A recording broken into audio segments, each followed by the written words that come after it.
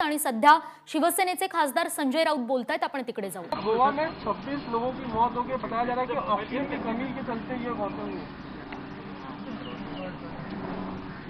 गोवा में कितने हो गए? 26। तेलंगाना में 11 है, चेन्नई में भी इतने ही हो गए ऑक्सीजन की कमी की वजह से।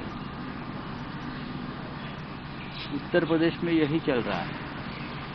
बिहार की भी खबरें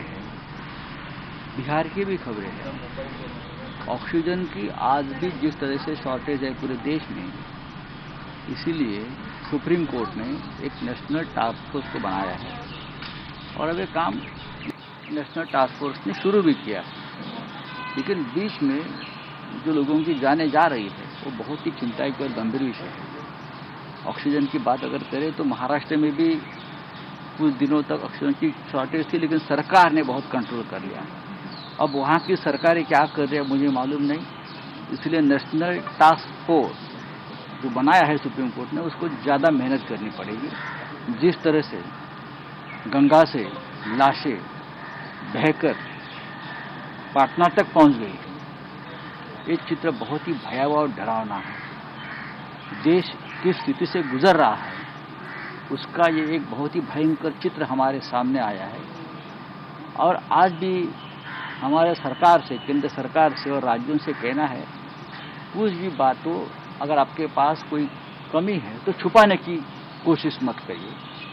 हम एक दूसरे को मदद करेंगे, एक दूसरे के लोगों की जान बचाने की कोशिश करेंगे। देश एक है, ये कोई राज्यों का झगड़ा नहीं है, ये मानवता की बात है और इसलिए कोई छुपाने की बात न करें। अगर हम एक दूसरे को इस संकट के घड़ी में मदद कर सकते हैं तो ये सबसे बड़ी राष्ट्रभक्ति होगी, राष्ट्रवाद होगा। तो आपने छुपाने की बात की, किस तरफ आपका इशारा है? क्या छुपाया नहीं, देखिए, पहले से कुछ राज्यों ने यही बहुत बड़ी बात की थी कि छुपा, हमारे पास कुछ नहीं, हमारे पास सब कुछ ठीक है, हमारे यहाँ कोई मरेगा नहीं, ना ऑक्सीजन की शॉर्टेज है, ना डॉक्टरों की शॉर्टेज है। लेकिन कल भागलपुर की एक महिला का वीडियो मैंने देखा है जिसका पति का निधन हुआ है।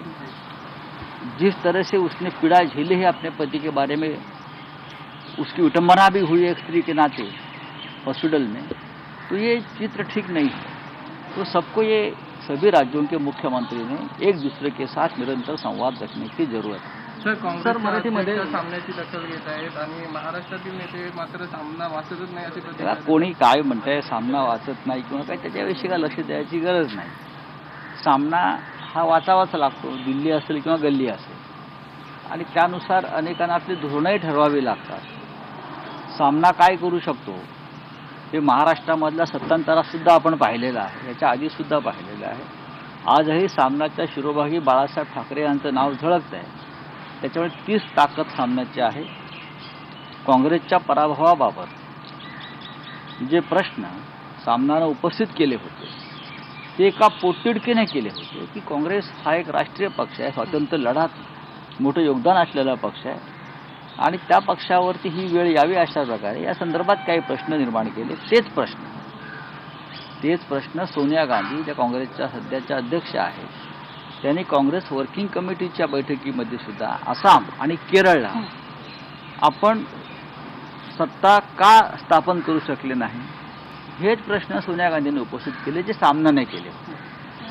पश्चिम बंगाल किंवा तामिळनाडू सोडून द्या, पण आसाम आणि केरळमध्ये काँग्रेसला सरकार स्थापन करण्यासारखी परिस्थिती असतानाही ते होऊ शकलं नाही, ही एक वेदना आहे सगळ्यांची। आणि सोनिया गांधीने सुद्धा जे सामनाने उपस्थित केलेले विषय आहे तेच निर्माण केलेले आहे। त्याच्यामुळे महाराष्ट्रात कोण काय बोलते त्यापेक्षा राष्ट्रीय प्रश्नावरती राष्ट्रीय नेते काय बोलतात याच्याकडे आमचं लक्ष आहे। तर राजधर्म हा शब्द आता पुन्हा चर्चेत आहे, कारण की काल सोनिया गांधीने त्यांची जी मीटिंग होती त्यामध्ये म्हणाले की केंद्र सरकारने राजधर्म पाळावे। आपलं काय म्हणतो? राजधर्म की बात तो हमेशा ही देश में महाभारत काल से होती आई है। महाभारत, रामायण देश की परंपरा, संस्कार और संस्कृति है, और जब राजधर्म का पालन नहीं किया है तो देश के सभी स्तंभ चरमाए गए।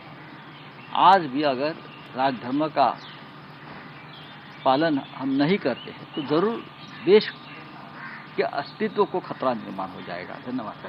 Thank you sir.